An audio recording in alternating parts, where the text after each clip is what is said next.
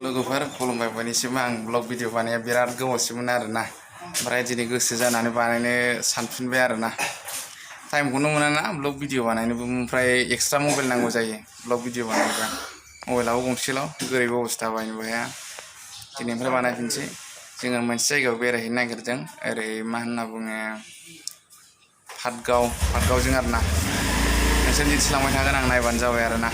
आंनि भिडिअखौ इन्टारेस्ट मोनबा लोगोफोर दं गासिबो सासे दङ बैयाव बुलेट बरनदों हनै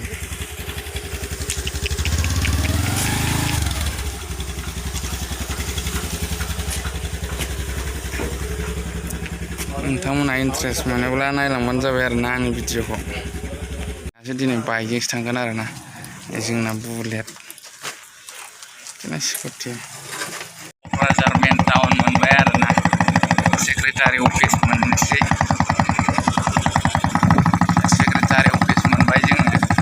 बिराद बरिया साजायदों आरोना गेटखौ बिराद मोजां नुयो आङो नोंसोरसो माबायदि नुयो कमेन्टआव खिन्थाहरबानो जाबाय ओमफ्राय नोंसोरनो मनिस्वर सारनि दखानखौ खिन्थागोन आङो मनिस्वर सारनाबो दखान दङ नैबे मनिस्वर दैमारि सारनि दखान आरोना बियो नै ओरै फाग्ला बाबा मन्दिर दं बे फाग्ला बाबा मन्दिरनि अपोजिटआव मनिस्वर दैमारि सारनि माबा दङ दखान दङ आरोना सेन्ट्रेल एबसुनि आवगोलो कालसार सेक्रेटारि ना माबा जादोंमोन बेयो ओमफ्राय दा एडभाइजार सेन्ट्रेल एबसुनि ओमफ्राय नै ओरै थाङोबा खाम्फा बरगयारि सारनि न' मोनो बैनो खाम्फा बरगयारिनि सारनि न'आ जि मोजां नुयो आरोना ओमफ्राय जों दा बड'लेण्ड इउनिभारसिटि हाबग्रा लामाजों फैबाय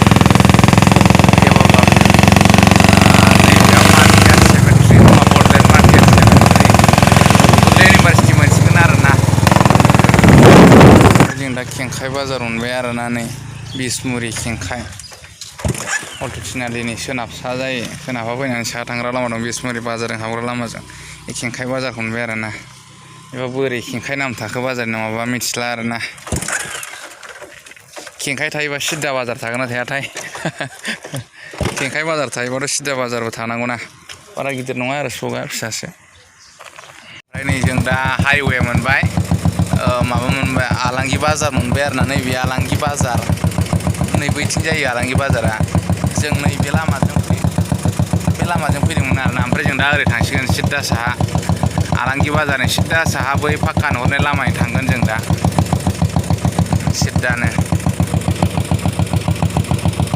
बिसमुरि थांबाय आरोना ओरै ओमफ्राय जों दा ओरै थांनोसै सिद्दा जों दा ओरै सिद्दा थांसिगोन लामाया बिदिसो जानांगौ आरोना गामिनि लामाबाबो दा मोनफैबाय आरोना ओमफ्राय नैबे थाइजौखौ ना बिराद जानो लुबैदोंमोन आं हिन्जावफोर बायदि ओमफ्राय हिन्जावफ्रा गोखैखौ मानो जानो बिराद मोजां मोनो जानो हिन्जावफ्रा गोखैखौ जानो मानो मोजां मोनो खोन्थाबानो जाबाय न'आ बेनो आरोना जों फैनाय लोगोनि न'आ जों दा इयावनो जिरायथ'नोसै दसे बार नाङो इयावसो आं रुमाव सफैफिनबाय नाथाय आं भिडिअखौ बानायबोजोबनो हायासै मोनाबायबोमोन नालाय बेनि थाखायनो गासैनियावबो निमाहा बिबाय आसा खालामो गासैबो आंनि भिडिअखौ नायगोन होननानै आरो लोगोसेनो लाइक कमेन्ट शेयार खालामगोन होननानै आसा खालामबाय आरोना दिनैनि भिडिअखौ बेखिनियावनो दोनथ'नाय जाबाय नेक्स्ट भिडिअआव लोगो मोनफिनगोन गोजोन्थों।